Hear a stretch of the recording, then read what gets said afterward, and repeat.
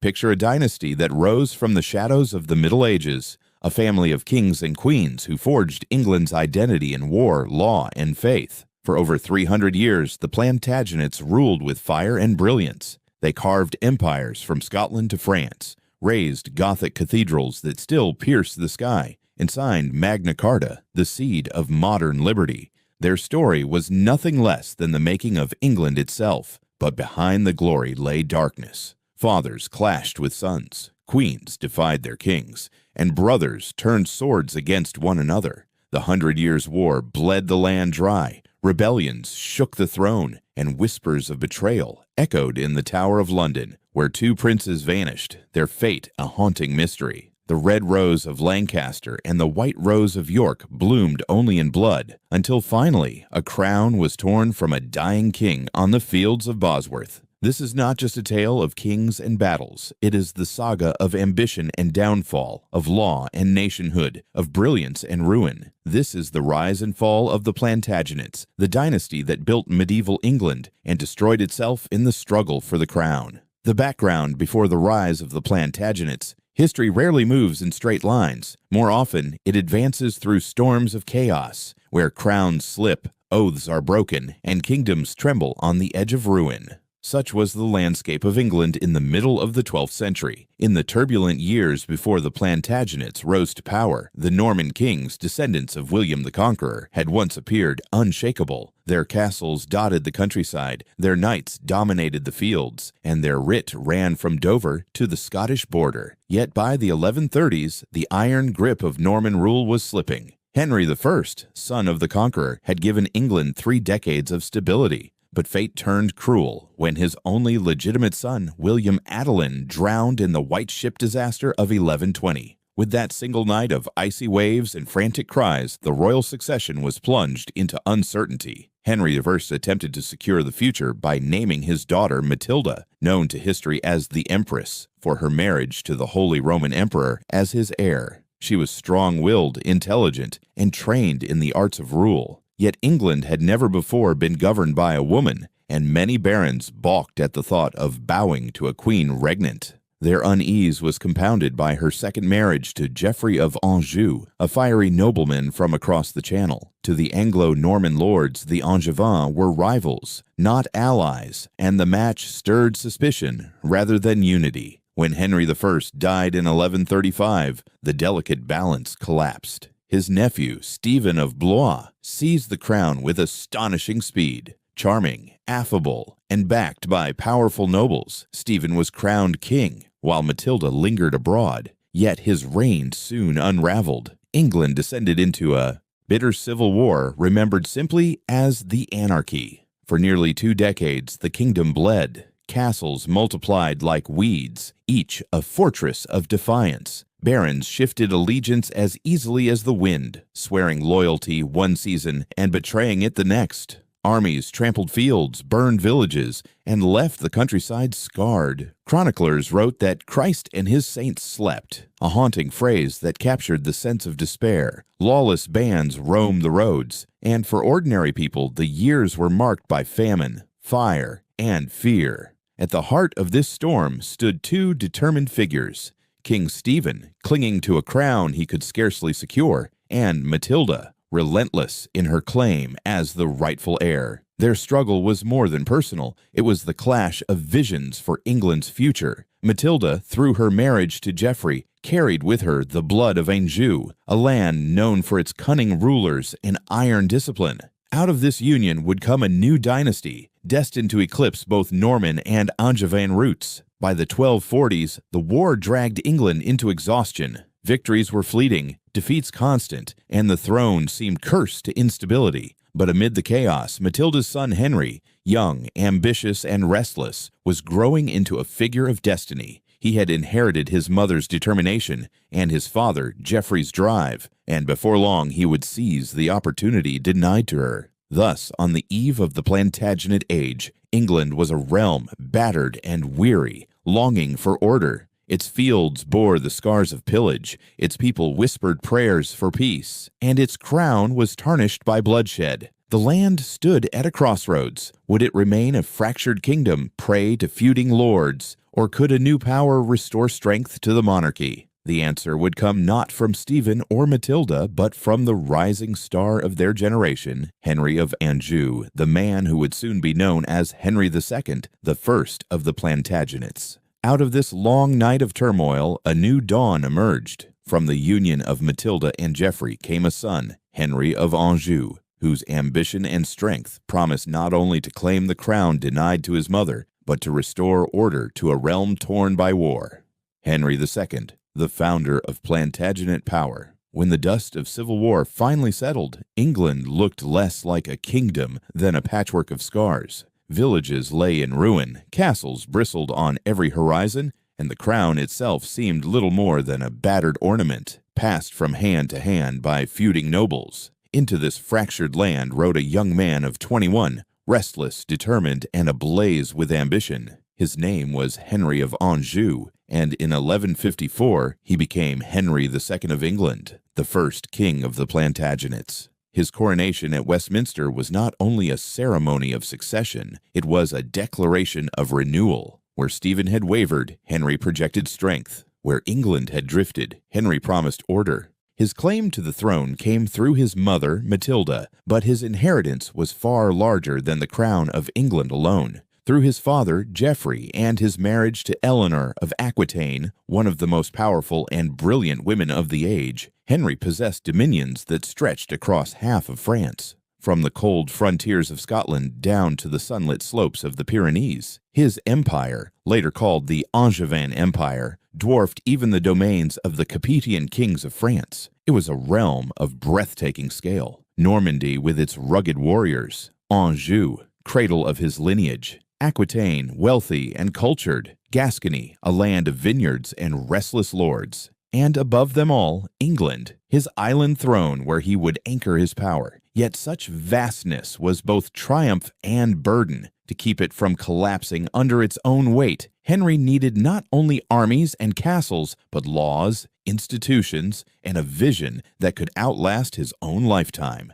Henry II was no idle monarch. Chroniclers describe him as tireless, seldom at rest, riding from shire to shire with the vigor of a man unwilling to waste a single hour. He was pragmatic, quick-tempered, and sharp-minded, forever impatient with delay. His reign marked a turning point, the restoration of royal authority after years of chaos, and the laying of legal foundations that would endure for centuries. The land he inherited was unruly, its barons swollen with private power after the anarchy of Stephen's reign. Castles had multiplied, many of them razed without royal consent. Henry moved swiftly to tear them down, asserting once more that stone fortresses were the symbols of the crown, not of rebellious lords. Where once England had been ruled by fractured might, Henry sought to govern through law. It was here that his genius shone brightest. Henry began to shape what would later be known as the common law of England, a system not rooted in fleeting decrees or arbitrary whim,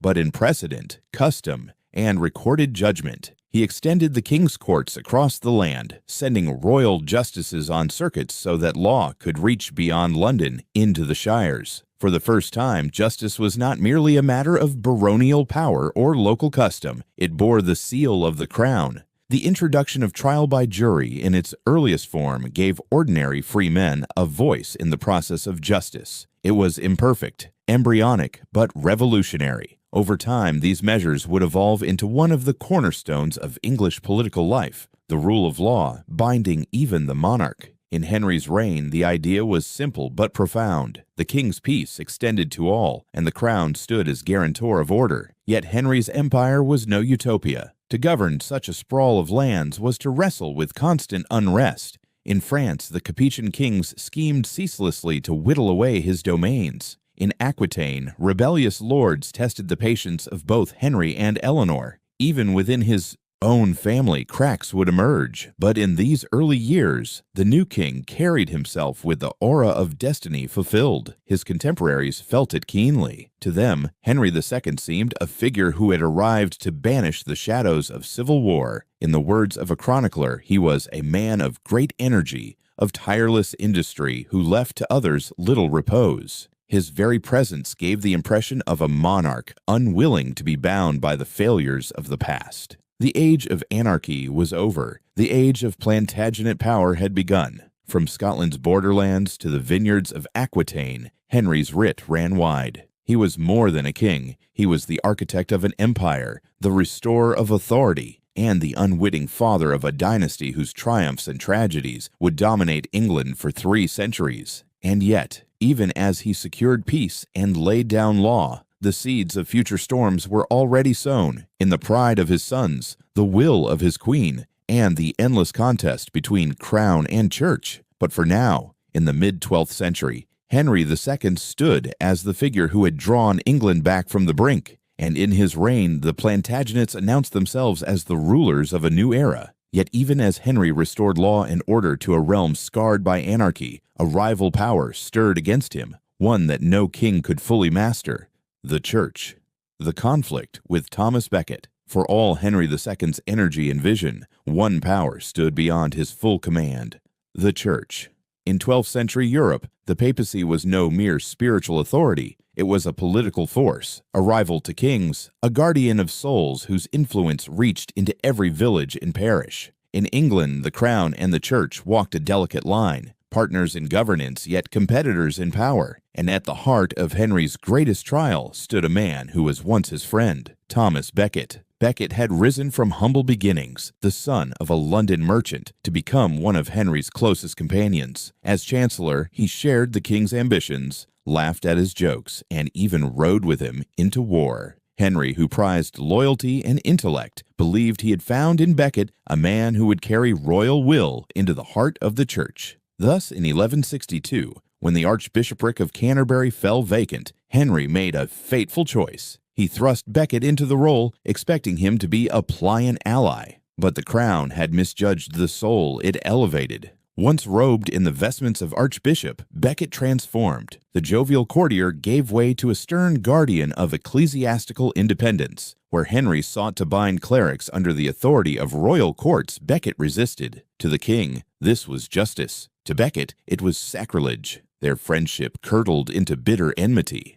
The quarrel reached its height at the Council of Clarendon in 1164. Henry demanded that clergy accused of crimes be tried by secular courts, not sheltered within the church's jurisdiction. Becket refused, his voice ringing with defiance against the king who had once been his brother in arms. Chroniclers tell of Henry's fury, his words like thunder, yet Becket would not yield. Exile followed, years of bitter separation, during which Becket found support from the papacy and enemies of the Angevin crown. At last, in 1170, a fragile reconciliation brought Becket back to England. But the peace was an illusion. Disputes flared anew over coronation rights, over the boundaries between throne and altar. In December, the king, exasperated, is said to have uttered words that would echo into infamy: "Will no one rid me of this turbulent priest?" What followed remains one of the most haunting episodes in English history. 4 knights, interpreting the king's outburst as command, rode to Canterbury. They entered the cathedral as evening fell, steel flashing in the candlelight. Becket, robed in the garments of worship, refused to flee. At the altar of his own church, he met death with unflinching courage, struck down before the holy place.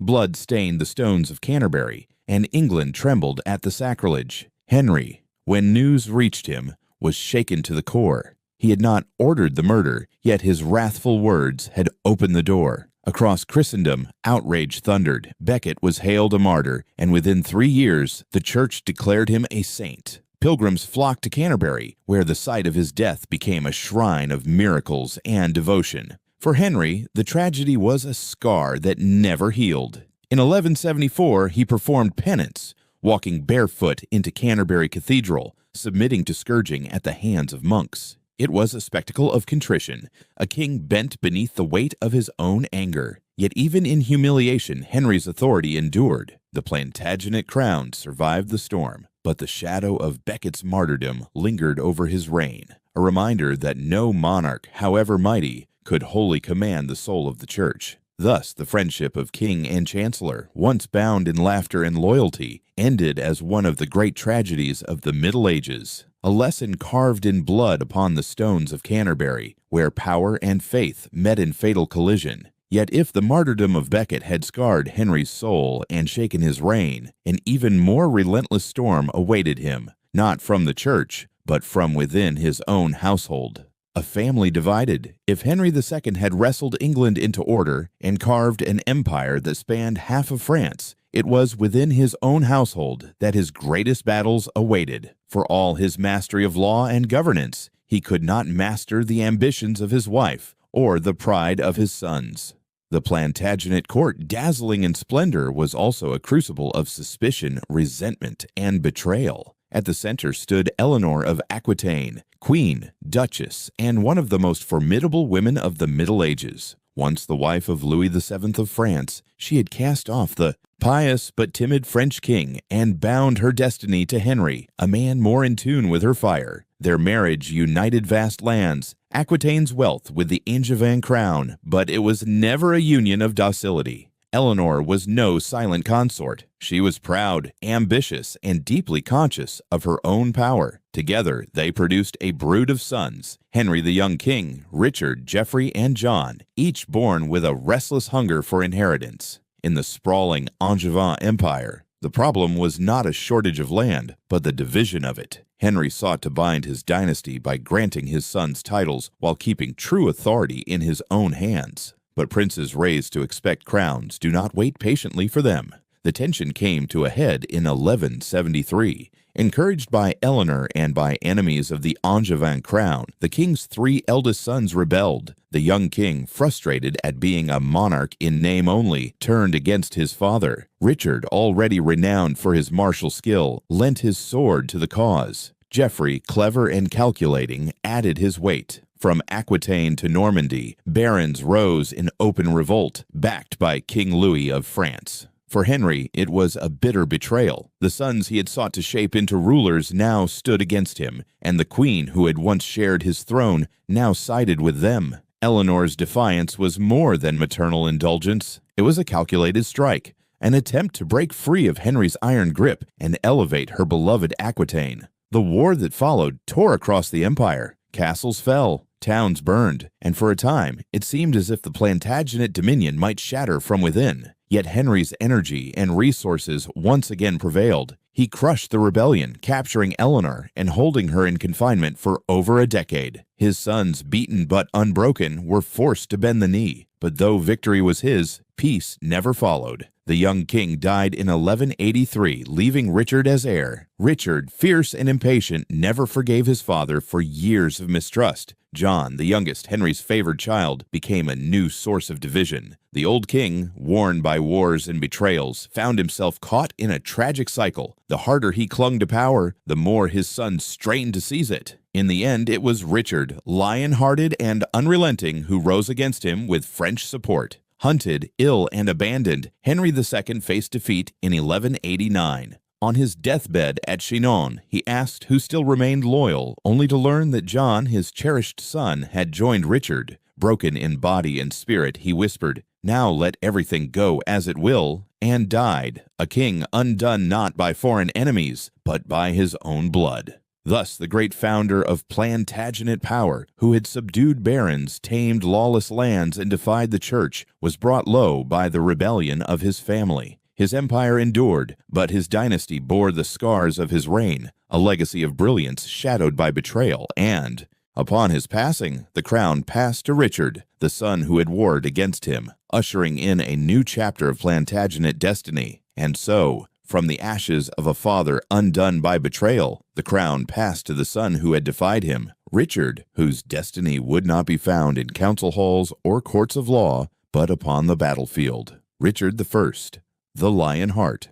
When Henry II breathed his last at Chinon in 1189, it was his son Richard who stepped into the light of kingship. For decades, Richard had been a restless warrior, raised in Aquitaine amid Eleanor's court of troubadours and knights, where the ideals of chivalry burned like fire in the imagination of Europe. Now, crowned King of England, he embodied those ideals more fully than any monarch before him. Tall, commanding, and possessed of a fierce energy, Richard became the very image of the knightly king, admired by chroniclers, sung by poets, and feared by enemies. To his subjects in England, Richard was both a source of pride and a distant sovereign. He spent only a handful of months on English soil, treating the kingdom not as a home, but as a treasury from which to fund his campaigns. Yet the people called him Coeur de Lion, the lion heart, for his courage blazed brightly, and in an age that revered martial glory, his renown brought honor to the crown. The test of his reign came swiftly. In 1187, the armies of Islam under Saladin had dealt Christendom a devastating blow, capturing Jerusalem and igniting a wave of shock across Europe. Pope Gregory VIII called for a new crusade, and Richard, bound by piety and ambition alike, took up the cross. Alongside Philip II of France and the Emperor Frederick Barbarossa, he vowed to reclaim the Holy Land. The journey was perilous from the outset. Frederick perished en route, and Philip, ever wary of Richard's dominance, soon became more rival than ally. Yet Richard pressed onward, his fleet sailing the Mediterranean like a moving fortress. In 1191, he landed at Acre, where the Crusaders had been locked in a grueling siege. It was Richard's arrival that turned the tide. With calculated ferocity, he stormed the city, forcing its defenders into surrender. Chroniclers marveled at his bravery, his voice carrying over the clash of arms as he fought in the front ranks. A king not content to command from behind, but determined to lead by sword and shield. But glory bore its darker side.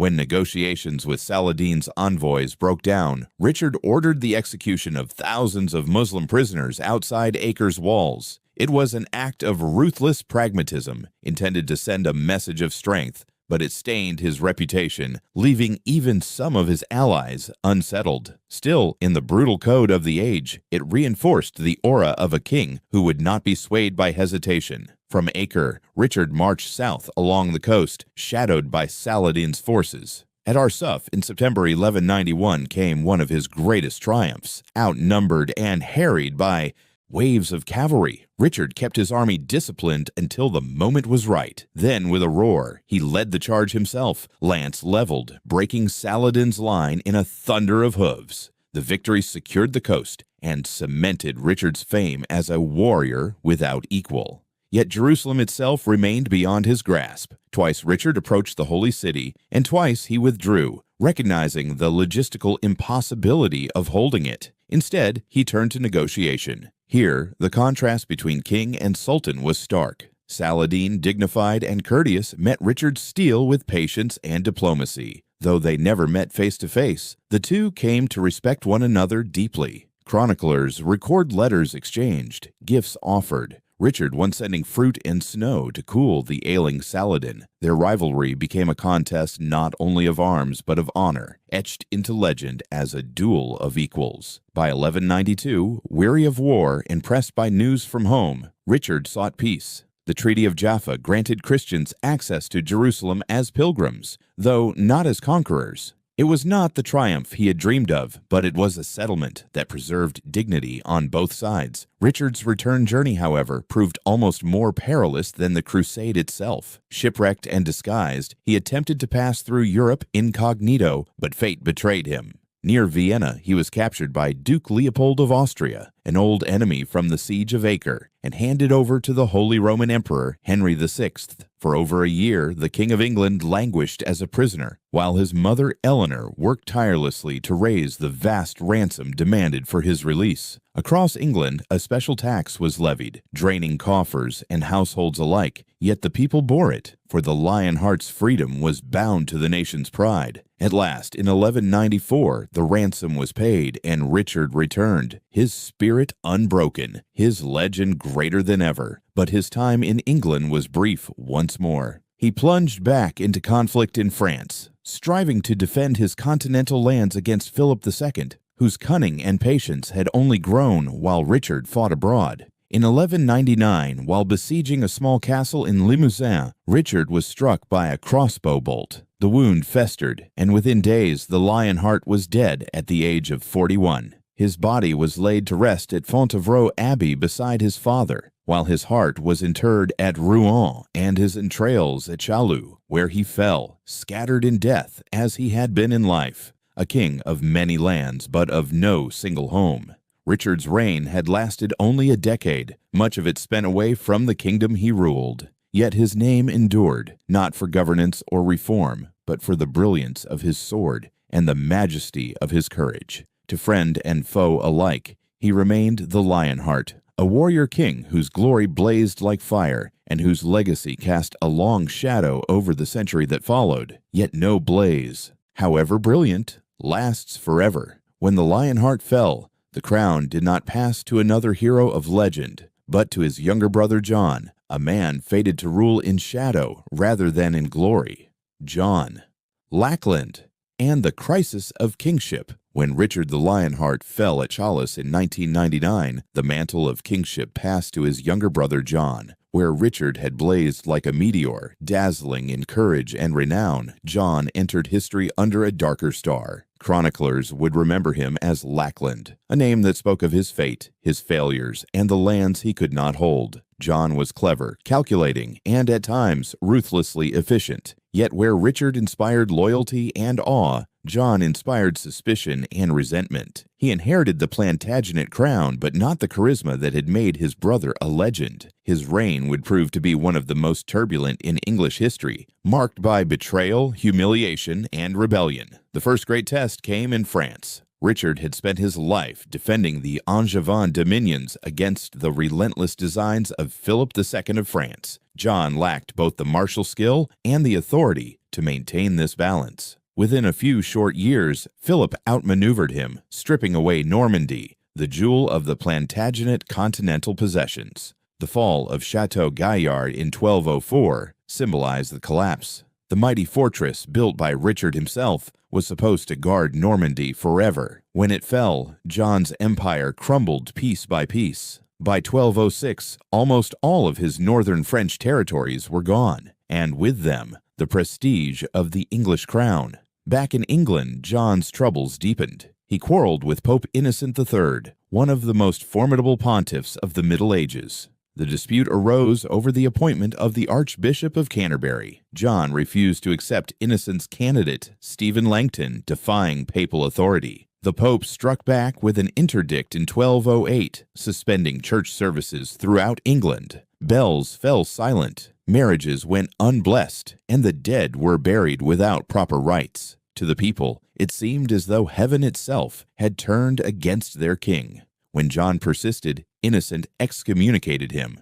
For years, the kingdom lay in spiritual shadow until John, facing the threat of invasion, submitted in 1213, publicly surrendering England as a papal fief and receiving it back as a vassal of the Pope. To many, it was an act of humiliation that branded him as weak abroad and despotic at home. Yet it was in his dealings with his own barons that John sealed his fate. The king's heavy taxation, arbitrary justice, and relentless demands for military service bred resentment among the nobility. His methods were cruel, sometimes personal. He was said to seize hostages, starve prisoners, and exploit widows for wealth. The barons, already disillusioned by his defeats in France, grew restless under the weight of his rule. The breaking point came after yet another failure on the battlefield. In 1214, John led an ambitious campaign to recover his lost French lands. The result was disaster. At the Battle of Bouvines, his allies were crushed by Philip II, and John's hopes of restoring his continental empire vanished forever. The defeat reverberated like a thunderclap. His barons, disgusted and weary of his misrule, rose in open rebellion. What followed was one of the most pivotal confrontations in English history. In 1215, the barons forced John to the meadow of Runnymede, beside the River Thames. There, under the shadow of their armed forces, he affixed his seal to a charter that would become known as Magna Carta, the Great Charter. It demanded that the king respect the rights of his nobles, that taxation require consent, and that no free man be imprisoned without due process of law. John signed reluctantly, with fury burning in his heart, but the deed was done. The monarchy had been bound, if only for a moment, by the principle that its power was not absolute. Yet John, true to his nature, did not honor the agreement. He sought annulment from the Pope, plunging England into civil war once more. As armies clashed, fortune abandoned him. In October 1216, while retreating across the marshes of eastern England, John contracted a sudden illness. Some say fever, others dysentery. Worn down by failure and flight, he died at Newark Castle, only 49 years old. Thus ended the reign of John, a king remembered less for triumph than for loss. He lost Normandy, lost the respect of the church, and lost the trust of his barons. Yet from his reign emerged a paradox. Out of his failures was born Magna Carta, a document that would echo through the centuries as a cornerstone of constitutional liberty. John Lackland left behind a battered kingdom and a 9-year-old heir, Henry III. The Plantagenet crown survived, but it carried with it the scars of John's misrule. His reign was a warning carved deep into English history that the power of kings unchecked could consume itself in tyranny and defeat. Yet even in John's failures lay the seed of something greater. From his tyranny and defeat emerged a charter unlike any seen before, a parchment that would bind kings and shape the very course of England. Magna Carta. Magna Carta 1215. The meadow at Runnymede, lying quietly by the winding River Thames, would have seemed an unlikely stage for one of history's great dramas. Yet in the summer of 1215, beneath tents and banners, with swords at their belts and grievances heavy in their hearts, England's barons confronted their king. What emerged there was more than a peace treaty. It was the seed of a revolution in governance, a parchment that would echo through the ages. Magna Carta. The circumstances had been building for years. King John's defeats in France, his humiliating submission to Pope Innocent III, and his relentless exploitation of his barons had left the realm on the brink of collapse. Heavy taxes drained their wealth, arbitrary justice robbed them of security, and the king's suspicious nature eroded trust. The defeat at Bouvines in 1214 broke the last thread of patience. England's great lords, weary of humiliation abroad and tyranny at home, drew together in rebellion. By early 1215, their demands were no longer whispers. With armies raised, they marched against the crown. London itself opened its gates to them, and John, cornered, realized he could not stand alone. At Runnymede, in June of that year, he was forced to the bargaining table. Chroniclers describe the scene. The king, glowering in fury, barons in mail with grim determination, clerks and scribes bending over parchment, scratching words that would outlive them all. Magna Carta, or the Great Charter, was no simple concession. It declared that the king himself was bound by the law. It demanded that taxation require the counsel and consent of the realm. It promised that no free man would be imprisoned or stripped of rights without due process of law, what later centuries would call habeas corpus. It guaranteed the rights of the church, the liberties of towns, and the protection of justice from royal whim. For John, it was a humiliation. For his barons, a triumph. For history, it was a milestone. In truth, few at the time could have imagined the charter's long legacy. To the barons of 1215, it was a practical safeguard, a contract wrung from a desperate king. Yet the principles written on that parchment carried a power greater than any army. Though annulled by the Pope at John's request within weeks, though fought over in civil war, Magna Carta endured. It would be reissued by later kings, reaffirmed in times of crisis, and invoked by generations who sought to limit tyranny. In the centuries to come, it would inspire Parliament, the English Civil War, the American colonists, and countless defenders of liberty across the world. But for John himself, the charter was not salvation, but a prelude to ruin. Furious at having been forced into submission, he appealed to Innocent III, who promptly declared Magna Carta null and void. War followed at once. The barons, desperate, even invited the French Prince Louis to claim the English crown. The land plunged into chaos, villages burned, and the kingdom teetered on the edge of conquest. Amid this storm, John's own strength gave way. In October 1216, retreating through the marshes of eastern England, he fell ill, struck by fever, perhaps dysentery. The king who had lost Normandy, clashed with the Pope, and bowed reluctantly to his barons, now lay dying in Newark Castle. He was only 49. Chroniclers describe him gasping in bitterness, a man who had battled all and trusted none. With John's death, the crown passed to his 9-year-old son, Henry III. The boy king inherited not only a throne, but a kingdom riven by war. Yet his youth, paradoxically, offered England a chance for peace.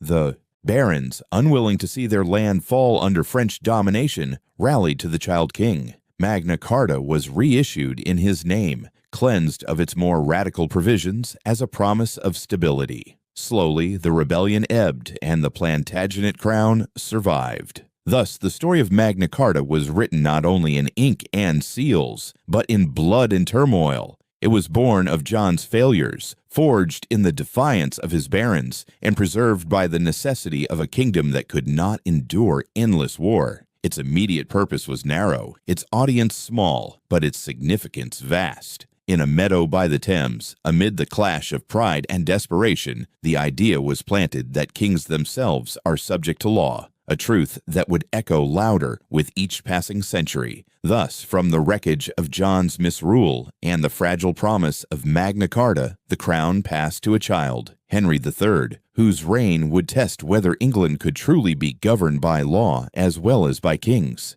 Henry III, 1216 to 1272. The death of King John in the autumn of 1216 seemed, for many, the end of England's fortunes. The land was fractured by civil war, foreign armies lurked on its shores, and the crown had been dragged through humiliation. Yet history often turns in moments of despair, and in this case, salvation came in the unlikely form of a child. Henry, John's 9-year-old son, was crowned king at Gloucester Cathedral. Too young to rule, too fragile to command, the boy stood as a symbol rather than a sovereign. But behind him stood one of the greatest figures of the age, William Marshal, Earl of Pembroke. Marshal, once a loyal knight to Henry II, had lived through the tempest of Plantagenet politics. Old in years but unmatched in honor, he took up the regency of the young king. It was William Marshal who stabilized the realm. In the face of rebellion and invasion, he rallied loyalists to the boy king's banner.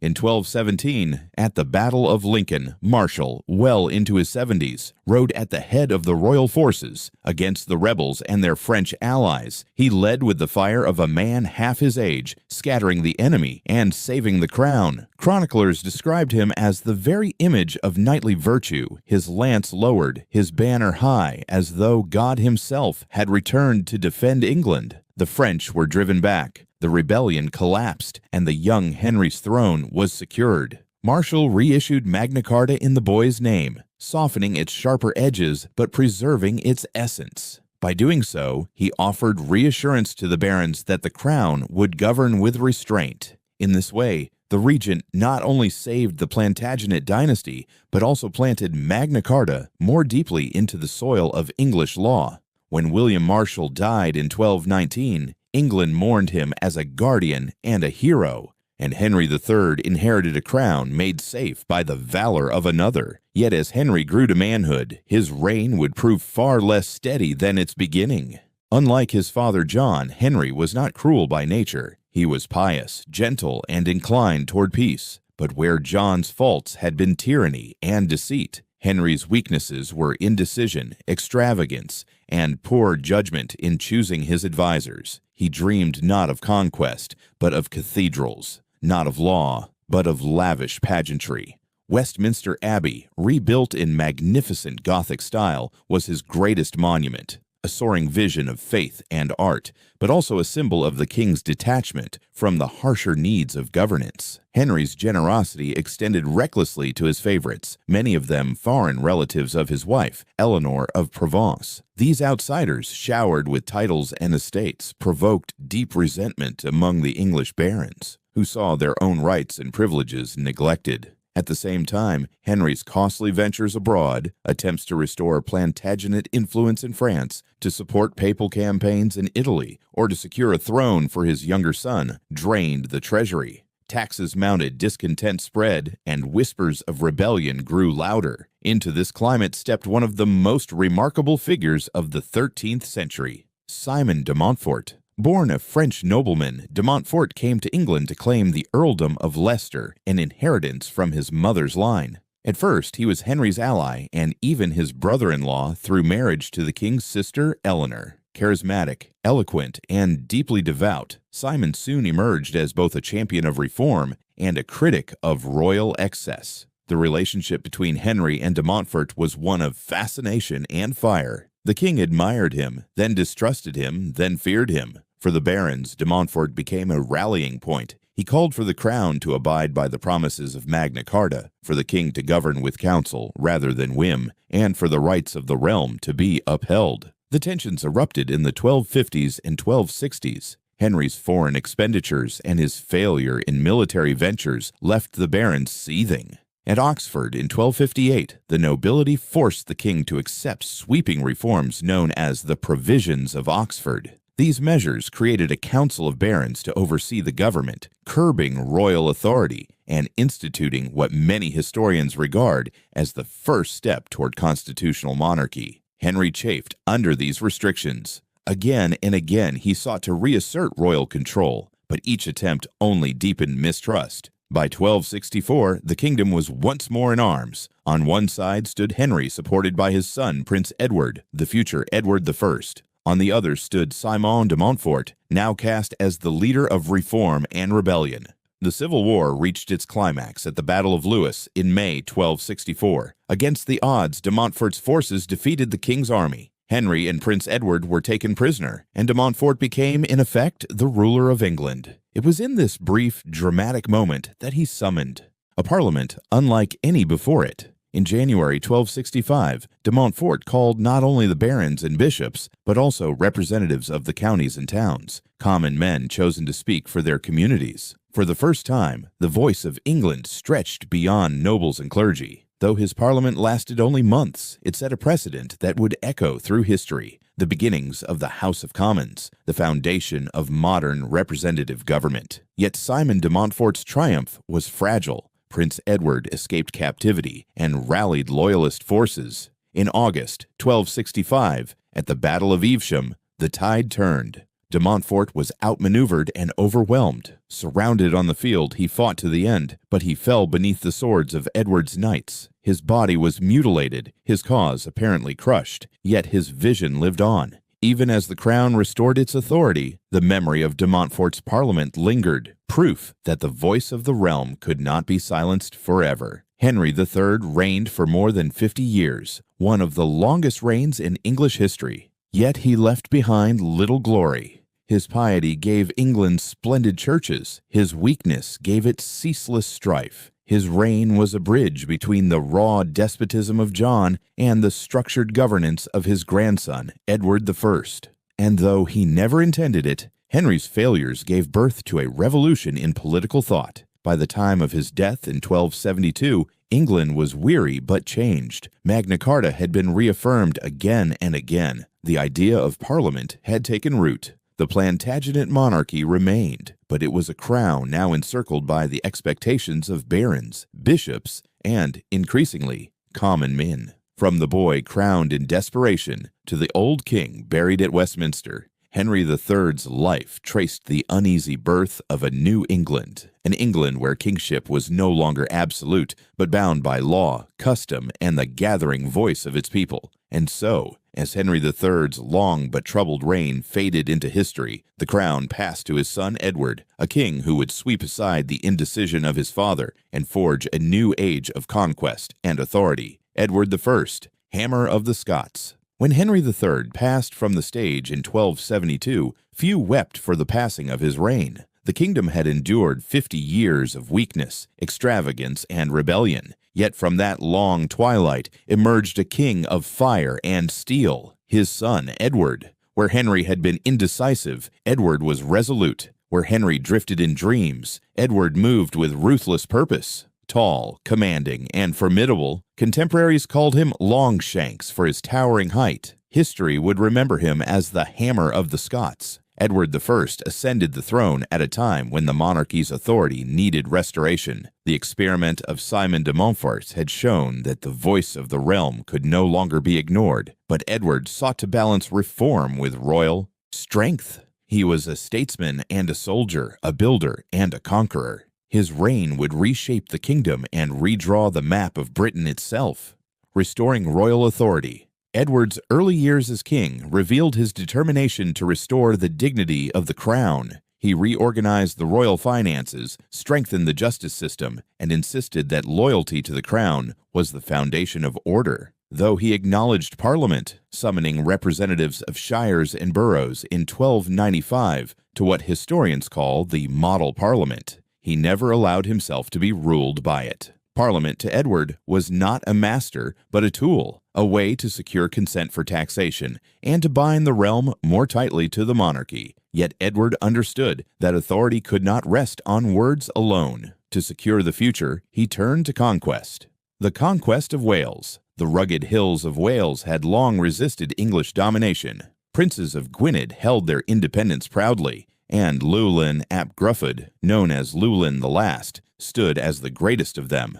For years he defied English kings, raiding the marches and refusing homage. Edward resolved to end the defiance once and for all. In 1277 he launched his first campaign. Vast English armies marched into the valleys, their banners unfurling like storm clouds. Llewellyn, outnumbered, was forced into submission. But peace was fleeting. By 1282, rebellion flared anew, this time with greater ferocity. The mountains echoed with the clash of steel, and the rivers ran red as Edward's forces pressed deeper. Llewellyn was slain in battle, his head displayed in London as grim proof of Edward's triumph. To secure his conquest, Edward undertook a monumental program of castle building. Along the Welsh coast rose fortresses of stone and might: Conwy, Caernarfon, Harlech, Beaumaris. Their towers loomed like sentinels over conquered lands, symbols of English dominion carved into the very landscape. Even today, they stand as some of the most formidable castles of medieval Europe, monuments to a king's iron will. Wales, once defiant, was brought under permanent English control. The wars with Scotland. But Edward's ambitions reached further still. To the north lay Scotland, a land proud of its independence but vulnerable after the death of King Alexander III in 1286. With no direct heir, the Scottish throne became the subject of dispute, and Edward, ever watchful, moved to assert overlordship.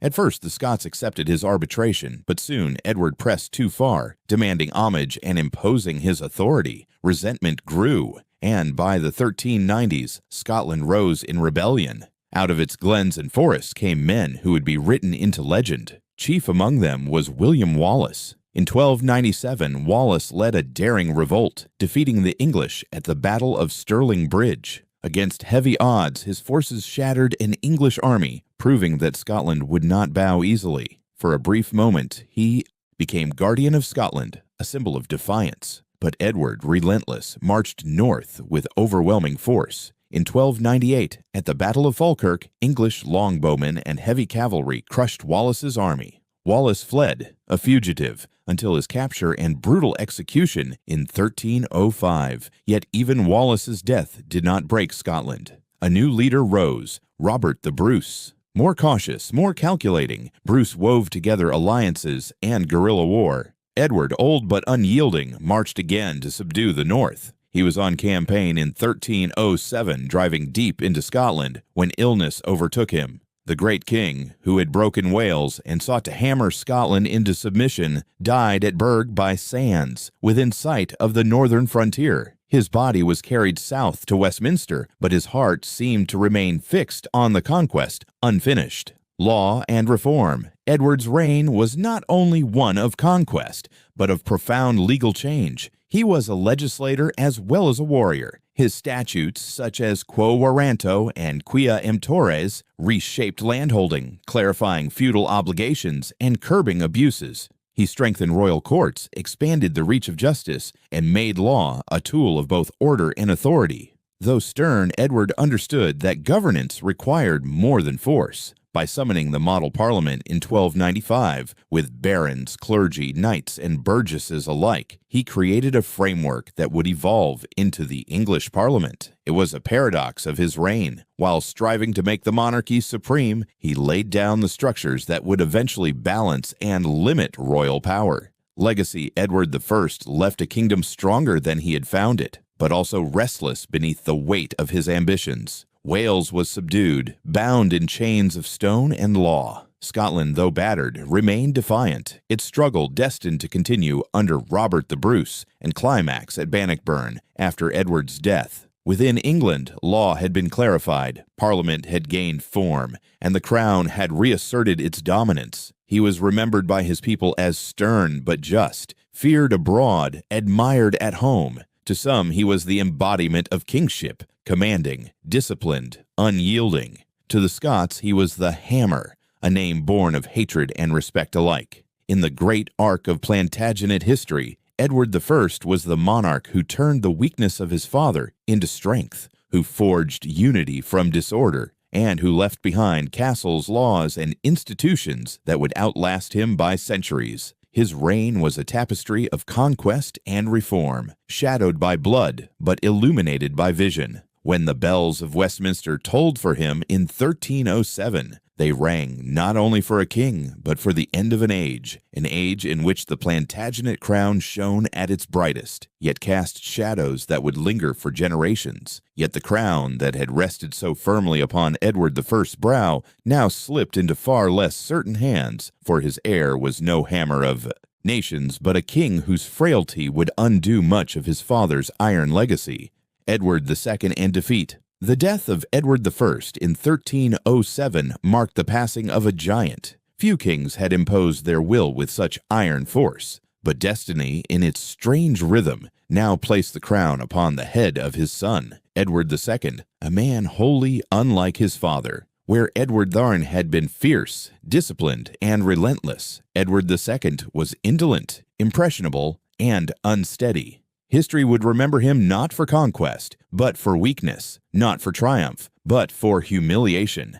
A weak character and dangerous favorites, Edward II inherited the throne at 23. Tall and handsome like his father, he seemed at first promising, yet beneath the surface lay a nature unsuited to kingship. He preferred music, pageantry, and the company of favorites to the stern work of governance. His passions were intense, but often misplaced. Chief among them was his attachment to Piers Gaveston, a Gascon knight of charm and wit, but also of arrogance and reckless ambition. To Edward, Gaveston was more than a companion. He was a confidant, a mirror of his own desires, perhaps the only man who made him feel secure. To the barons, however, Gaveston was a parasite. Showered with titles and estates, he flaunted his influence, mocking the nobility and undermining royal authority. Hatred grew. Twice Gaveston was banished, and twice Edward recalled him. Finally, in 1312, the barons seized him, and in a brutal act of vengeance, executed him.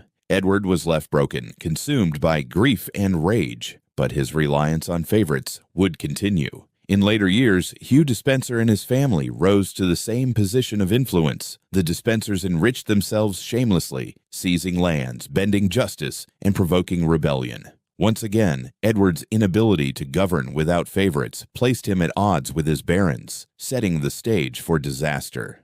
Bannockburn, 1314. If Edward's failings in government undermined his rule, it was his failures in war that destroyed his prestige. The northern frontier remained unsettled. Scotland, though battered by Edward I, had not submitted. Under the leadership of Robert the Bruce, it revived with fierce determination. By 1314, Bruce had reclaimed much of Scotland, and the great fortress of Stirling Castle, the key to the realm, was under siege. Edward II marched north with a vast army determined to crush Bruce and restore his father's legacy. What followed was one of the most dramatic battles in British history.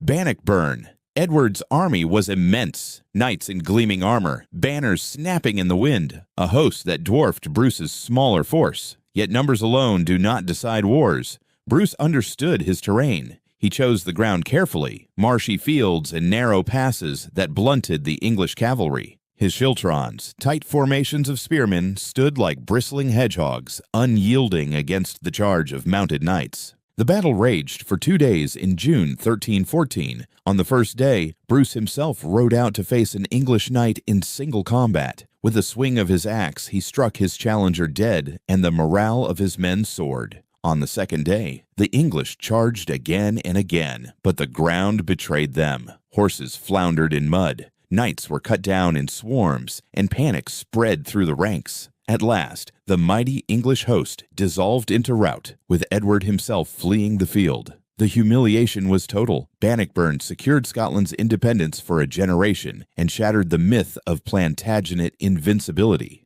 Edward II returned south not as conqueror, but as a king disgraced. The shadow of his father's legacy loomed over him, and in its presence he appeared ever smaller.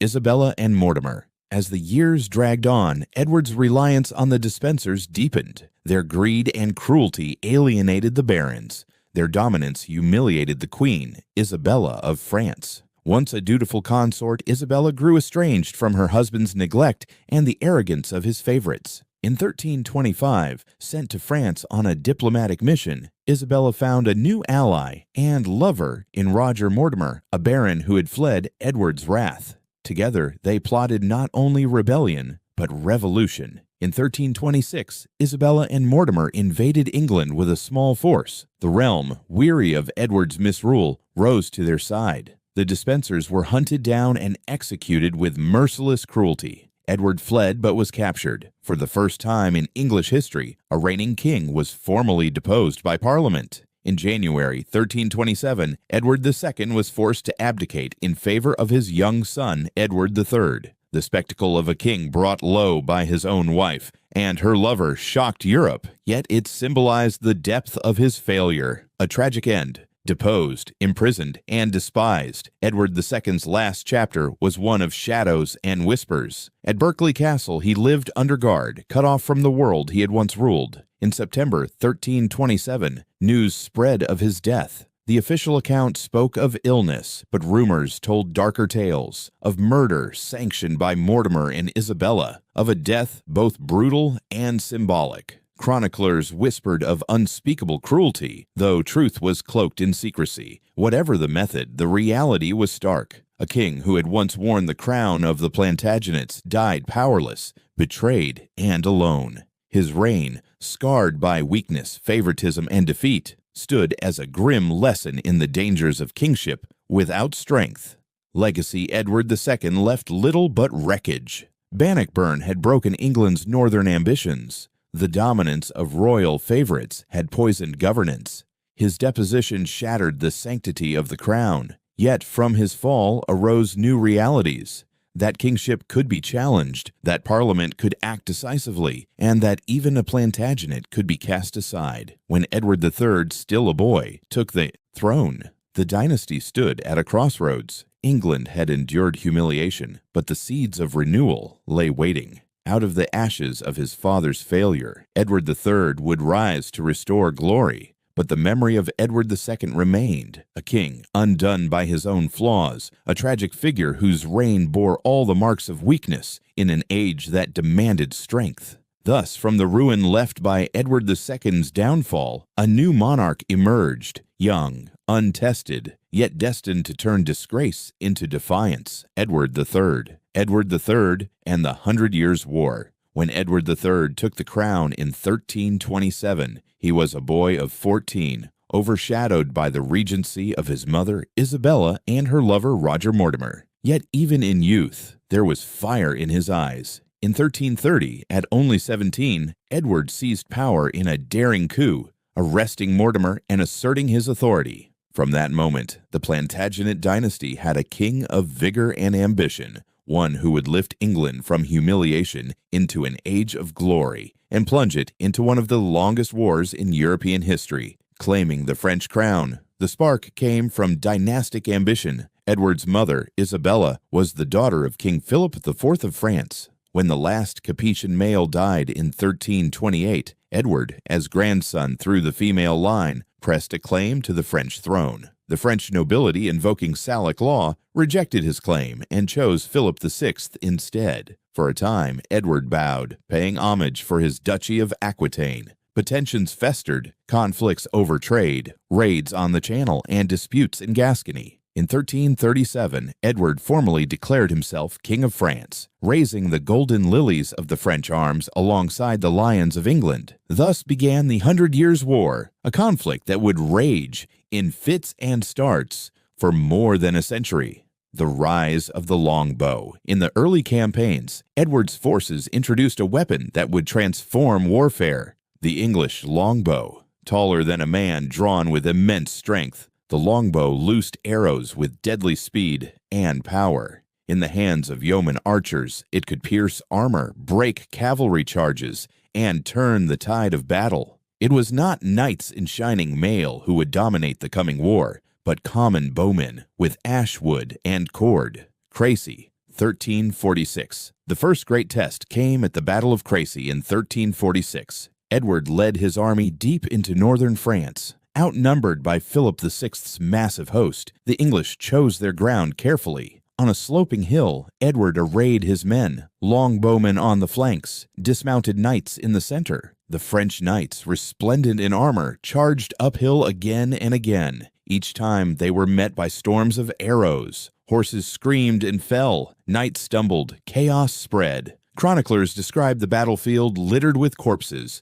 the pride of French chivalry, undone by shafts of wood. Edward's young son, Edward of Woodstock, known to history as the Black Prince, distinguished himself in the fight, earning his spurs amid the slaughter. Crecy was not only a victory, it was a revolution in the art of war. From Crecy, the English marched to Calais, capturing the port after a brutal siege. Calais would remain an English stronghold for 2 centuries, a gateway to the continent. Poitiers, 1356. 10 years later came another triumph at Poitiers in 1356. This time it was the Black Prince who commanded. Again, the English were outnumbered. Again, they relied on discipline, terrain, and the longbow. When King John II of France charged with his knights, they found themselves trapped in narrow ground, battered by arrows, and harried by English counterattacks. At the battle's climax, King John himself was captured, along with his son and hundreds of nobles. France reeled, humiliated, its monarchy held hostage by the Plantagenets. The victories of Crecy and Poitiers gave England an aura of invincibility. The Black Prince became a hero of Europe, the very image of chivalry, his black armor gleaming as he led charges and received surrenders.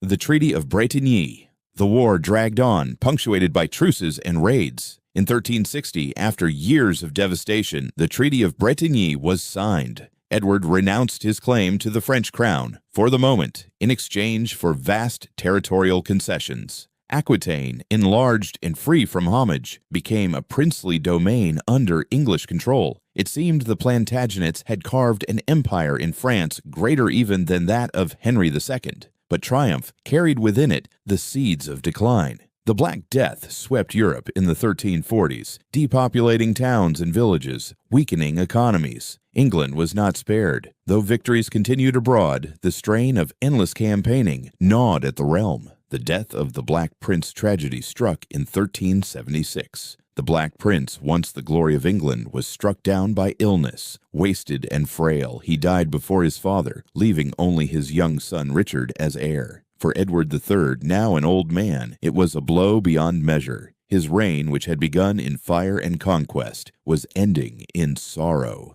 When Edward himself died in 1377, the crown passed not to his son, but to his grandson, Richard II, a boy of 10. The Plantagenet dynasty once more faced the peril of a child king, even as the fires of the 100 Years' War still smoldered across France. Legacy Edward III left behind a mixed inheritance. He had restored the honor lost under Edward II, raised England to unprecedented heights of martial glory, and reshaped the art of war with the longbow. Yet his ambition had bound the kingdom to a war that would outlast him, draining wealth and blood for generations. His reign was a tapestry of triumph and tragedy. Banners unfurled at Crecy, captives led from Poitiers, the proud port of Calais flying English colors, but also the plague stalking his land and the death of his beloved son. In the long history of the Plantagenets, Edward III stands as one of the great warrior kings, his lions roaring not only in England, but across the fields of France. Yet the glory of his victories was shadowed by the fragility of succession and the endless horizon of war. And so, when the great warrior king breathed his last, it was not a seasoned heir who received his crown, but a child, Richard, thrust suddenly into a kingdom weary of war and trembling under the shadow of plague. Richard II.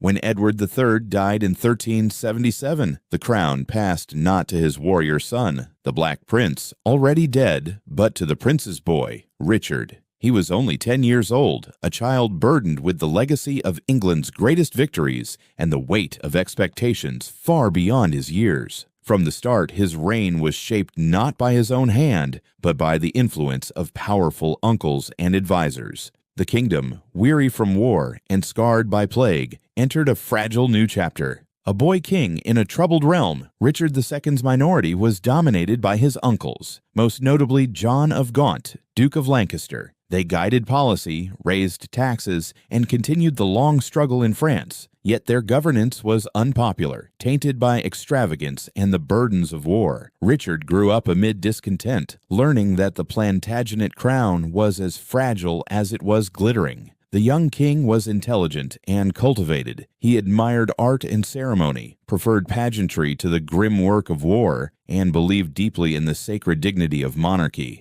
But such ideals were ill-suited to the harsh realities of the age. As discontent simmered, it boiled over into one of the most shocking uprisings of medieval England, the Peasants' Revolt, 1381.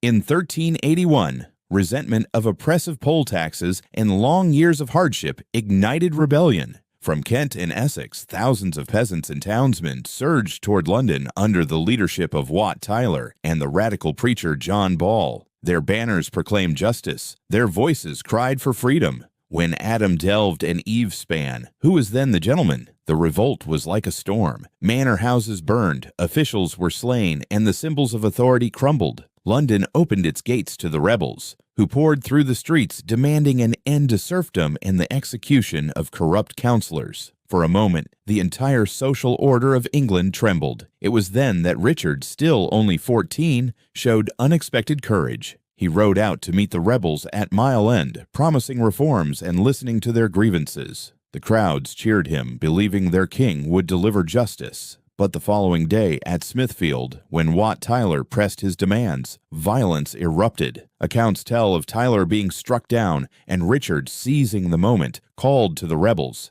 "I am your captain, follow me." His boldness steadied the crowd, and slowly the revolt dissolved. The promises Richard had made were quickly revoked, and vengeance fell upon the rebels. Yet the memory of 1381 lingered, the day when common men had risen to challenge the might of the Plantagenets, and a boy king had stared into the abyss of revolution.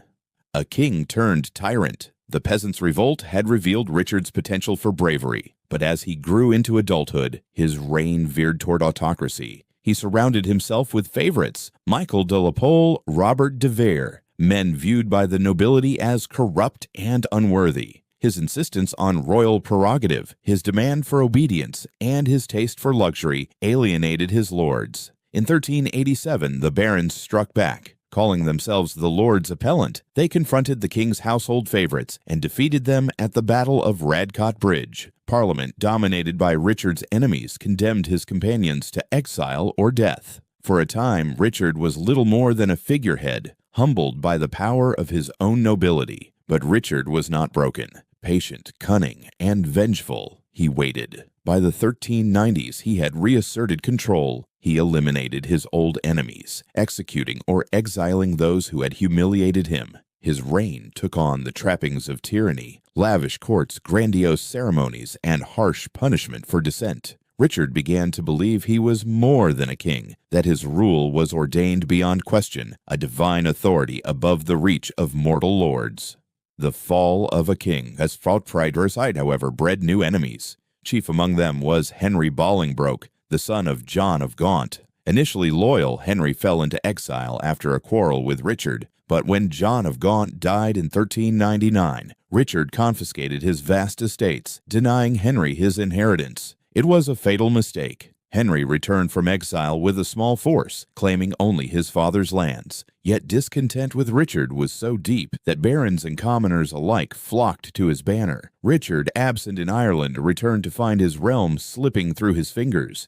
Deserted by allies, he was forced to surrender. In Westminster, Henry presented himself not only as heir of Lancaster, but as the savior of England. Richard, accused of tyranny, was formally deposed by Parliament, the second Plantagenet king to be overthrown within a century. Henry ascended as Henry IV, founding the House of Lancaster. Richard, now a fallen monarch, was confined to Pontefract Castle. In February 1400, he died there, under circumstances shrouded in mystery. Some claimed starvation, others whispered murder. Whatever the truth, the once proud king who dreamed of divine majesty ended his days in silence and shadow. Legacy Richard II's reign was a paradox. He began as a boy king who faced down rebellion with courage, but he ended as a ruler consumed by pride, alienated from his lords, and cast aside by his people. His fall marked more than the end of a reign. It was the end of the main Plantagenet line's stability and the rise of a new dynasty. Yet Richard's memory endured in art and poetry. He was a king who loved beauty, who believed in the sacred image of monarchy, but whose vision collided with the brutal realities of medieval power. His reign foreshadowed the wars of succession to come, the Wars of the Roses, where the crown itself would become a prize in a bloody contest between rival houses. From the banners of Crecy to the cries of Smithfield, from the halls of Westminster to the dungeons of Pontefract, the arc of Richard II's life traced the fragile glory of kingship. He embodied both the majesty and the peril of Plantagenet rule, a crown glittering in triumph and crumbling in betrayal. Thus, when Richard II fell, the crown did not pass in the calm order of bloodline, but in the storm of ambition. And from that storm emerged Henry Bolingbroke, who would claim it as Henry IV. Henry IV and Henry V. The fall of Richard II in 1399 brought forth a new line within the Plantagenet dynasty, the House of Lancaster. At its head stood Henry Bolingbroke, now crowned Henry IV. His seizure of the throne had broken the sanctity of hereditary succession. For the first time in centuries, a king had taken the crown not by lineage alone, but by force and political will. It was both triumph and curse. Henry IV, a crown in shadow. Henry IV's reign was a struggle to legitimize his rule. Though descended from Edward III through John of Gaunt, he was nonetheless a usurper in the eyes of many. The deposition and mysterious death of Richard II haunted him. Whispers of murder stained his name, and rebellion was never far from the horizon. Almost immediately, uprisings broke out. The Percy family of Northumberland, once his allies, turned against him. At the Battle of Shrewsbury in 1403, Henry faced Henry Hotspur Percy in a clash of thunder and blood. Arrows darkened the sky, and the king himself was wounded in the face. Yet he fought on, and Hotspur fell upon the field. The rebellion was crushed, but Henry's crown remained precarious. Illness, too, plagued him. Stricken by a mysterious skin disease, racked by bouts of weakness, Henry often seemed a man crushed beneath the weight of kingship. Yet he endured. Through intrigue and steel, he kept the throne for 14 years, never secure, but never overthrown. When he died in 1413, the crown passed to his son, a young man of fire and discipline, Henry V. Henry V, the warrior king. If Henry IV had fought to hold the crown, Henry V would make it blaze with glory. From the moment of his coronation, he embodied the ideal of kingship, pious yet martial, stern yet charismatic, a soldier king, molded by the hardships of his youth. He resolved not only to rule England, but to revive his great-grandfather, Edward III's claim to the French crown. In 1415, he set forth with his army across the Channel, beginning a campaign that would etch his name into legend. The march was grueling. After a long siege at Harfleur, disease ravaged his forces, leaving him with scarcely 6,000 men. Yet Henry pressed on, attempting to reach Calais. The French, determined to crush him, gathered a force nearly 3 times his size. The stage was set at Agincourt. The Battle of Agincourt, 1415. On October 25th, St. Crispin's Day, the armies faced one another across a narrow field, slick with autumn rain. The French knights, armored and proud, prepared to overwhelm the weary English. But Henry understood the field. He placed his archers, armed with the dreaded longbow, in tight formation along muddy ground, with sharpened stakes before them. The French charged, heavy cavalry thundering forward, but the earth betrayed them. Horses sank into mud, ranks collided, chaos spread. Arrows rained down in a deadly storm, piercing armor, unseating riders, cutting through noble and common alike. Those who reached the English lines found themselves trapped, pressed together so tightly they could scarcely raise their swords. In the midst of the struggle, Henry fought like a common soldier, his crown upon his helmet gleaming in the fray. He was struck, nearly slain, but refused to yield. By day's end, the flower of French nobility lay dead or captured. Against impossible odds, England had triumphed. Agincourt was more than a battle, it was a symbol. It crowned Henry V as the warrior king of Christendom, the new Lionheart of his age. Across Europe, his name rang with awe. The French monarchy reeled, and for a time it seemed that Edward III's vision of dual kingship, of England and France united under one crown, might become reality. Glory and fragility. Henry's triumphs did not end at Agincourt. In 1417, he returned to France, conquering Normandy town by town. By 1420, he forced the French into the Treaty of Troyes, which recognized him as heir to the French throne and granted him marriage to Catherine of Valois, daughter of the French king. For a brief moment, the dream seemed within reach. The crowns of England and France united in the Plantagenet line. But fate proved cruel. In 1422, at the height of his power, Henry V fell ill, perhaps from dysentery, while on campaign in France. He died at the age of 35, leaving behind an infant son, Henry VI. The warrior king, whose sword had carved triumph from the fields of Agincourt, never lived to wear the crown of France. Legacy Henry IV had seized a throne in shadow, his reign a story of survival. Henry V had transformed that throne into a beacon of glory, his reign a blaze of conquest. Together, father and son embodied the extremes of Plantagenet kingship, usurpation and legitimacy, weakness and strength, suspicion and triumph. Yet beneath the glory lay fragility. The crown, though dazzling at Agincourt, rested upon uncertain foundations. The boy who inherited it, Henry VI, would prove too gentle for the storms to come, and the war that had brought renown would, in time, bleed England dry. For now, though, the memory lingered, the weary army at Agincourt, the arrows slicing through rain, the king standing unbowed amid the mud and blood. In Henry V, the Plantagenet line reached its zenith, the last great warrior king of the Middle Ages, a monarch who turned the crown into a sword, and for a fleeting moment made England master of two realms. But triumph is often fleeting, and as the Lion of Agincourt was laid to rest, the crown he had raised so high slipped onto the head of an infant, Henry VI,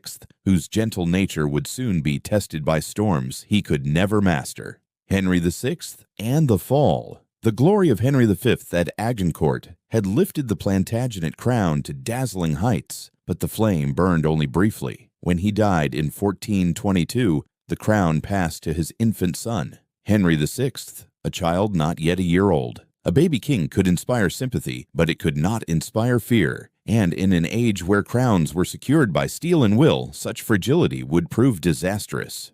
A weak king. From the beginning, Henry VI was unlike his father. Where Henry V had been a warrior, Henry VI was gentle, pious, and passive. He was educated in theology, more suited to be a monk than a monarch. As he grew, his temperament revealed itself. Mild to a fault, easily swayed by counselors, and prone to periods of mental collapse. England had never known a king so incapable of command. When his mind faltered, as it did in long, terrifying spells, he could not speak, could not recognize even his closest kin, and governance fell into paralysis. The nobility, ambitious and restless, circled the throne like wolves, vying for power in his stead. The loss of France. While England grappled with its weak king, France found new strength. The tide turned in 1429 with the appearance of a peasant girl from Domremy, Jeanne d'Arc, Joan of Arc. Claiming visions from God, she rallied the broken French spirit. At Orléans, she led a relief force that shattered the English siege, lifting the gloom of despair. Her presence ignited the French like wildfire. For England, the shock was immense. For years, they had ruled swaths of France through fear and the sword, but now their armies faltered. In 1429, Charles VII, once mocked as the King of Bourges, was crowned at Reims with Joan at his side. The dream of Henry V, the dual crown of England and France, was crumbling before the eyes of his son. Joan herself was captured in 1430, handed over to the English, and burned at the stake in Rouen in 1431. But martyrdom only magnified her power. Her death became a rallying cry, and the English cause bled slowly away. Over the decades that followed, England's grip on France slipped finger by finger. Normandy was lost, then Gascony. Finally, in 1453, the last echo of the Angevin Empire vanished with the fall of Bordeaux. Only Calais remained, a lonely outpost across the Channel. The dream of empire in France, begun by Henry II and crowned at Agincourt, had turned to ashes under Henry VI, the shadow of madness. At home, Henry's weakness festered into crisis. In 1453, the same year England lost Bordeaux, the king fell into a catatonic state. For months, he neither spoke nor recognized his newborn son. The realm drifted leaderless. Into the vacuum stepped Richard, Duke of York, a descendant of Edward III and a man of formidable ambition. Named protector of the realm, he began to gather power and followers. When Henry recovered in 1454, he was but a shadow of a monarch. Control slipped between factions, those loyal to the crown through Queen Margaret of Anjou, a fierce and indomitable consort, and those who rallied behind the Duke of York. The lines of battle were being drawn not against France, but within England itself. Toward civil war, the tensions erupted in 1455 at the First Battle of St. Albans. Yorkist forces clashed with the king's men, and the Wars of the Roses had begun, a dynastic struggle that would tear England apart for a generation. The Red Rose of Lancaster, symbol of Henry's line, faced the White Rose of York in a bloody contest for the crown. Henry, gentle and pious, became little more than a figurehead, his reign a prize to be won by stronger hands. His wife, Margaret, took up the mantle of leadership, commanding armies, rallying lords, fighting with a determination her husband lacked. Yet her vigor could not disguise the frailty of her dynasty, the very qualities that might have made Henry VI a saint. His humility, his aversion to bloodshed, his devotion to prayer made him a disastrous king. In an age of steel, such virtues were fatal flaws. Legacy Henry VI's reign marked the unraveling of the Plantagenet dream. Under him, England lost the empire in France that his father had nearly secured. At home, his weakness plunged the realm into civil war. By the end of his life, he would be a captive in his own kingdom, deposed, restored, and deposed again, a ghostly figure adrift in the storms of others' ambitions. Yet in his tragedy, Henry embodied the peril of monarchy itself. A crown worn by a warrior like Henry V could dazzle the world. Worn by a man of prayer like Henry VI, it became a burden that crushed both king and kingdom. From the triumph of Agincourt to the chaos of St. Albans, the Plantagenet line had traveled from zenith to nadir in a single generation, and the Wars of the Roses, ignited by Henry's failures, would ensure that the dynasty's story would end not in peace, but in blood. Thus, from the weakness of Henry VI and the collapse of his crown, England slid into a deeper abyss where cousins became enemies, roses became banners, and the Wars of the Roses began. Wars of the Roses, 1455 to 1485. The Plantagenet dynasty, once the master of France and the pride of England, now fractured into two bitterly opposed branches. Lancaster and York, the Red Rose and the White Rose, symbols at first merely heraldic, became emblems of blood feud. The cause was simple yet devastating, a crown worn by a king too weak to rule and an inheritance too contested to share. The spark of civil war, the madness of Henry VI, created a void at the heart of monarchy. Into that void stepped Richard, Duke of York, descended from Edward III through a senior line that rivaled Lancaster's claim. Many saw him as the natural protector of the realm, the one strong enough to guide England through chaos. Queen Margaret, fierce and unyielding, saw him instead as a usurper, threatening her son's inheritance. Thus began the Wars of the Roses in 1455, a dynastic conflict that would rage for 3 decades. turning fields and towns into charnel grounds and soaking the soil of England with the blood of her nobility. St. Albans, 1455.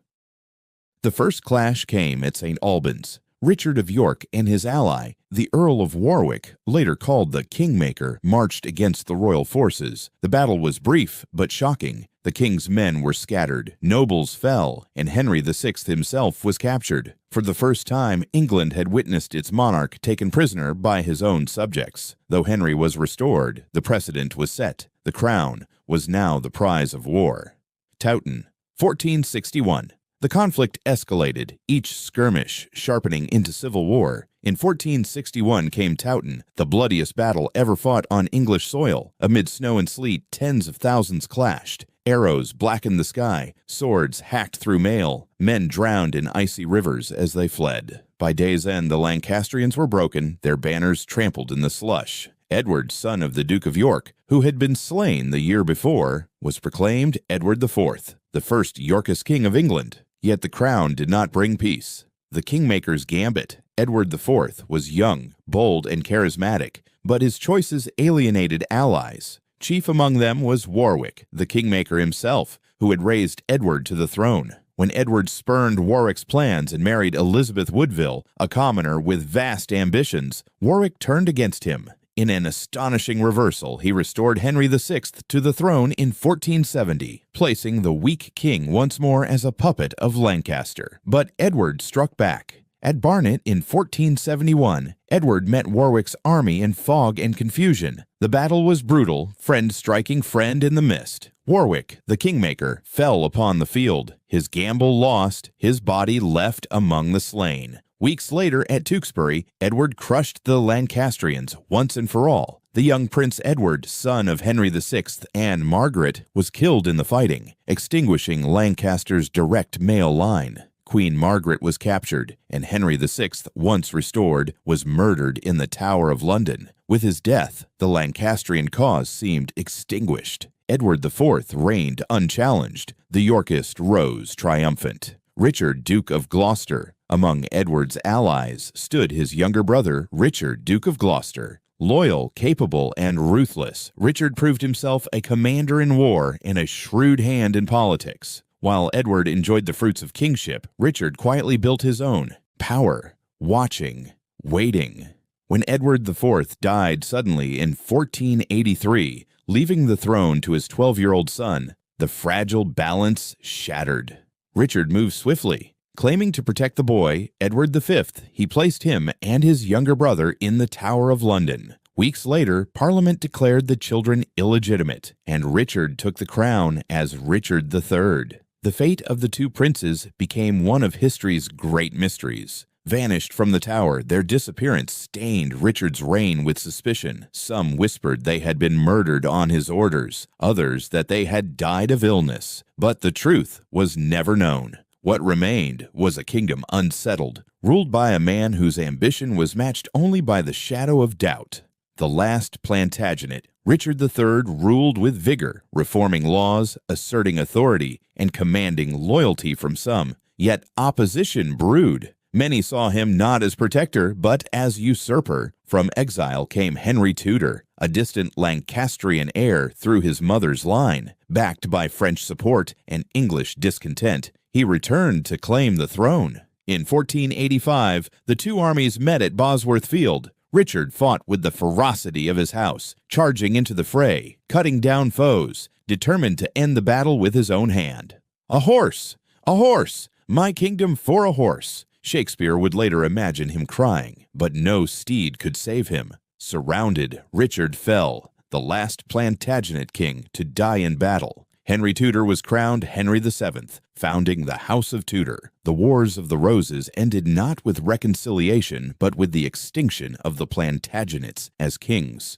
Legacy. The Wars of the Roses had drained England of its nobility, torn families apart, and drenched the land in blood. From St. Albans to Towton, Barnet to Tewkesbury, Bosworth to the Tower, the war had destroyed a dynasty that once ruled from the Scottish border to the Pyrenees. Yet out of the carnage emerged a new order, the Tudors uniting Lancaster and York through Henry VII's marriage to Elizabeth of York, stitched together the torn roses into one crown. For the Plantagenets, the story was over, but their legacy of glory and ruin, of conquest and collapse, remained etched in the memory of England. From the triumph of Agincourt to the fall at Bosworth, the Plantagenets had risen as high as any dynasty in medieval Europe, only to destroy themselves in the fires of their own ambition. Their tale is the story of power itself, brilliant, fleeting, and always paid for in blood. Yet before the Tudors could claim their final triumph, the last flicker of Plantagenet power would play out in one of the most haunting chapters of English history, the rise of Richard, Duke of Gloucester. Richard III and the accusations. When Edward IV died suddenly in April 1483, the Yorkist dynasty seemed secure. He left behind two sons, Edward, 12 years old, and Richard, just 9. The elder boy, proclaimed Edward V, was to inherit his father's crown. But the glittering promise of youth would never ripen into kingship. In the shadows stood Edward's brother, Richard, Duke of Gloucester, a man both loyal servant and quiet opportunist, now poised to alter history. The princes in the tower. Richard moved swiftly. As Lord Protector for his young nephew, he escorted Edward V to London. The boy was lodged in the Tower of London, ostensibly for his coronation preparations. Soon, his younger brother joined him. Yet the coronation never came. Instead, Parliament declared Edward IV's marriage invalid, rendering his children illegitimate. On these grounds, Richard claimed the throne. In June 1483, Richard of Gloucester was crowned Richard III, and the two princes disappeared from sight. Their fate remains one of history's most haunting mysteries. Whispers filled the kingdom that the boys had been smothered in their beds, that daggers had silenced them in the night, that Richard had ordered their deaths to secure his crown. No bodies were ever found until bones, centuries later, were uncovered within the tower's walls, still shrouded in uncertainty. Whether guilty or not, the stain of the accusation clung to Richard like a shroud. To many, he was not protector, but usurper, a man who seized the crown with treachery and blood. A short and troubled reign.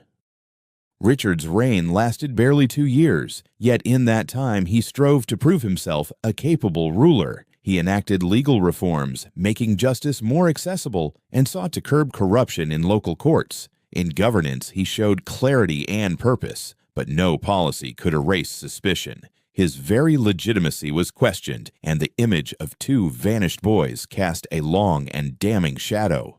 Rebellions soon followed. In 1483, Henry Stafford, Duke of Buckingham, once Richard's ally, rose in revolt, citing loyalty to the exiled Henry Tudor. Though the rebellion was crushed and Buckingham executed, it revealed how shallow Richard's support truly was. Even among the Yorkist elite, fissures widened. The Woodville family, kin of Edward IV's queen, despised Richard. The Lancastrian remnant, scattered but not extinguished, gathered hope around Henry Tudor, a distant heir through his mother's Beaufort line. In exile in Brittany, Tudor plotted his return. A crown in jeopardy. In 1485, the storm could no longer be held back. Richard had sought to cement his rule through strength and reform. Yet his legitimacy was poisoned. The suspicion of fratricide, the alienation of allies, and the allure of Tudor's claim combined into a tide he could not resist. The final reckoning came at Bosworth Field. There, Richard fought with reckless courage, charging into the heart of battle, determined to strike down Henry Tudor himself. Surrounded and slain, he became the last Plantagenet king, his crown plucked from the thorns of civil war and set upon a new dynasty's brow. Legacy. Richard III's reign was short, tragic, and forever. Entwined with the mystery of the princes, history shaped by Tudor chroniclers and dramatists like Shakespeare painted him as a villain, crooked in body and soul, a schemer who clawed his way to power. Yet modern historians debate his guilt, weighing reforms against suspicions, humanity against legend. What endures is the image of a dynasty collapsing under its own weight. Richard III, whether villain or victim of propaganda, was the final chapter of Plantagenet rule. His crown was lost on the battlefield, his name forever linked with betrayal, and his dynasty eclipsed by the Tudors. And so, Richard's contested reign hurtled toward its reckoning, for only on the battlefield could the final verdict on his crown be delivered. At Bosworth Field. The Battle of Bosworth Field, 1485. On a late August morning in 1485, the fate of England stood poised on a field in Leicestershire. For over 3 decades, the Wars of the Roses had torn the kingdom apart, red and white roses blooming in blood. Now all the threads of civil strife converged at Bosworth. On one side stood Richard III, the last Plantagenet king, clad in armor, his crown glittering with defiance. On the other, Henry Tudor, a long-exiled claimant of Lancaster blood, returning with the hope of ending an age of chaos. The armies gather. Richard's force was formidable, numbering perhaps 10,000 men. He held the loyalty of key nobles, and his position as king gave him the prestige of command. Yet loyalty was a fragile thing. Many lords came to Bosworth with divided hearts, weighing whether the Plantagenet crown was worth defending or whether fortune's wheel might soon turn. Henry Tudor's army was smaller, scarcely 5,000 strong, composed of exiles, mercenaries, and loyal Lancastrians who had endured years of defeat. But Henry carried with him not just men, but a cause. The promise to unite the houses of Lancaster and York through marriage to Elizabeth of York, Edward IV's daughter, to weary England, sick of endless strife. That promise meant hope. As the sun rose, mist clung to the fields, drums beat, banners unfurled, and 2 dynasties prepared for their final reckoning.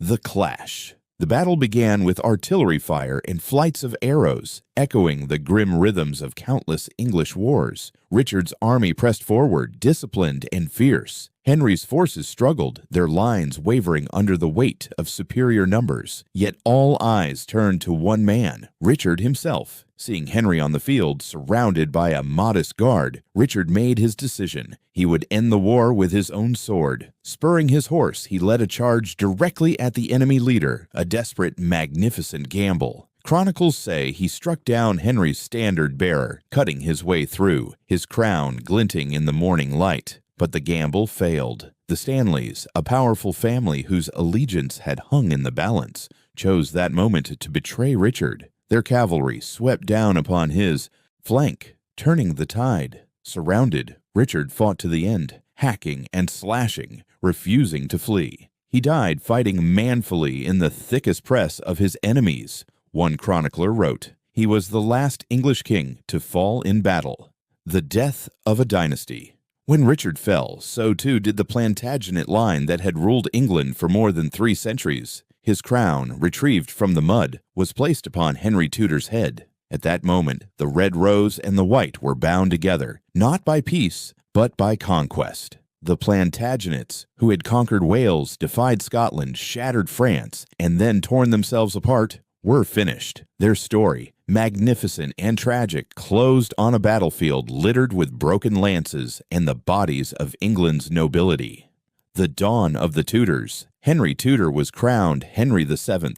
Through marriage to Elizabeth of York, he united the rival houses, giving England a new symbol, the Tudor rose, red and white entwined. To a nation exhausted by war, this was not merely a change of kings, but a rebirth. The Tudors would bring stability, central authority, and a new age of monarchy. Yet Bosworth remained the hinge on which history turned. It was not just a battle, but the death of one dynasty and the birth of another. The Plantagenets, with their glories and betrayals, their victories at Crises and Agincourt, their defeats at Bannockburn and Towton, their rise through conquest, and their fall through civil war, had come to an end. On that field in August 1485, England passed from the medieval world into the dawn of a new era. The crown, once borne by warriors and usurpers, visionaries and tyrants, now rested upon a new house, carrying with it the hopes of peace. And as silence settled over Bosworth, the age of the Plantagenets was no more. Yet, though the Plantagenet crown lay broken in the mud of Bosworth, the imprint of their dynasty endured, etched into England's laws,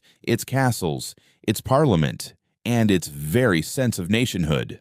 The legacy of the Plantagenets. The Plantagenet story ended on a battlefield, but its echoes never faded. For more than 3 centuries, their dynasty had ruled England with fire and steel, leaving behind a world transformed. Their legacy was not only crowns won and lost, but the foundations of a kingdom that would endure long after their name was consigned to history. The foundations of law and liberty. At the heart of the Plantagenet inheritance lies a document sealed on the meadows of Runnymede in 1215, Magna Carta. Born from King John's tyranny and baronial revolt, it was at first a practical settlement, limiting royal abuses and protecting noble rights. Yet over centuries it became something more, a symbol of the idea that kings themselves were subject to law. Magna Carta's principles, expanded by the development of common law under Henry II, created a legal framework that still endures: juries, royal courts, and the concept of due process. These were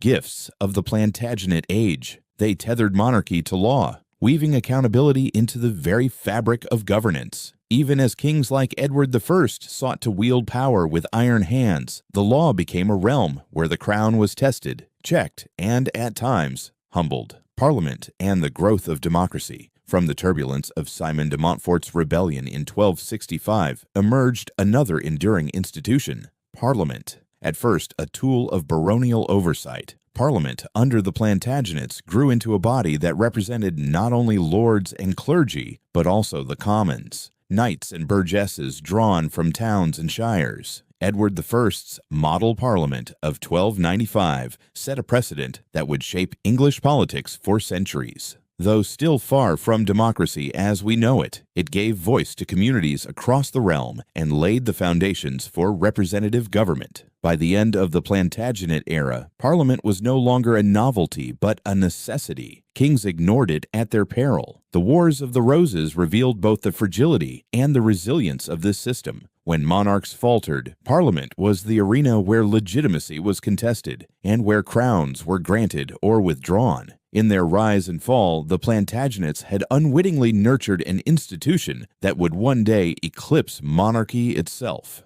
The 100 Years' War and national identity. If law and parliament were legacies of governance, war gave birth to another inheritance, the forging of English national identity. The 100 Years' War, waged across the fields of France, was not only a dynastic struggle, it became a crucible in which the people of England began to see themselves as a nation. Victories at Crises, Poitiers, and Agincourt became part of a collective memory, celebrated not just by knights, but by common archers whose longbows felled the proudest of France. The language of the realm shifted. By the 15th century, English, once subordinate to Norman French, was reasserted as the tongue of kings and courts. A sense of Englishness, rooted in shared triumph, shared suffering, and shared struggle against a foreign foe, emerged with new strength. The loss of France under Henry VI, though bitter, marked a turning inward. England ceased to be an empire stretching across the Channel and began instead to see itself as an island kingdom, distinct and self-contained.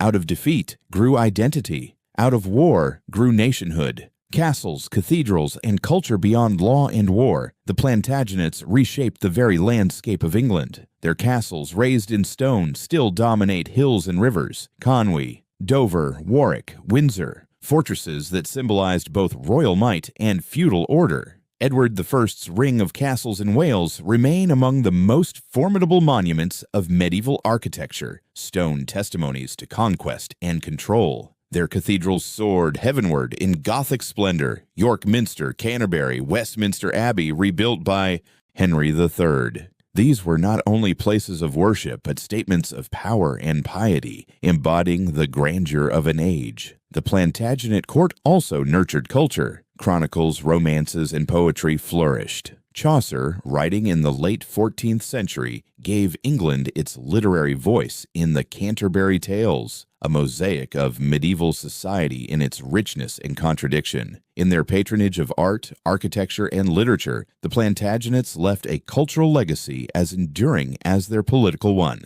A dynasty of triumph and tragedy. The Plantagenets were warriors and lawgivers, visionaries and tyrants. They gave England the scaffolding of its future, yet they also plunged it into cycles of civil war and bloodshed. Their history was a mirror of medieval kingship itself, glorious and fragile, noble and brutal. From Henry II's empire building to John's capitulation at Runnymede, from Edward I's hammer blows in Wales and Scotland to the Black Prince's triumphs in France, from Richard II's fall to Henry V's glory at Agincourt, from Henry VI's weakness to Richard III's doomed last charge, every chapter was marked by drama worthy of legend. Yet no crown is eternal. The dynasty that had dominated England from 1154 to 1485 destroyed itself through rivalry, ambition, and betrayal. At Bosworth Field, their story ended, their name extinguished from the throne they had once ruled so magnificently. The enduring legacy. And yet, though the Plantagenets fell, their world endures. Magna Carta still speaks of liberty. Parliament still meets in Westminster. The English language, enriched by centuries of war and culture, still carries echoes of their age. Their castles stand, their cathedrals rise, their stories inspire. The Tudors inherited the throne, but the Plantagenets built the stage upon which modern England would rise. Their legacy is not just the memory of battles lost and won, but the framework of a nation, its laws, its institutions, its identity. The Plantagenets remind us that history is both fragile and resilient. Fragile in the fates of kings slain on muddy fields, resilient in the institutions and cultures that outlast crowns. Their dynasty is gone, but England, the England they forged in law, war, and stone, remains. And so, as the curtain falls on the Plantagenet age, we hear the echoes of their story, of swords striking, banners falling, bells tolling in victory and in mourning. A dynasty of blood and brilliance, of chaos and creation. The Plantagenets are no more, but their shadow lies long across the centuries, etched into the soul of a kingdom that once called them its own.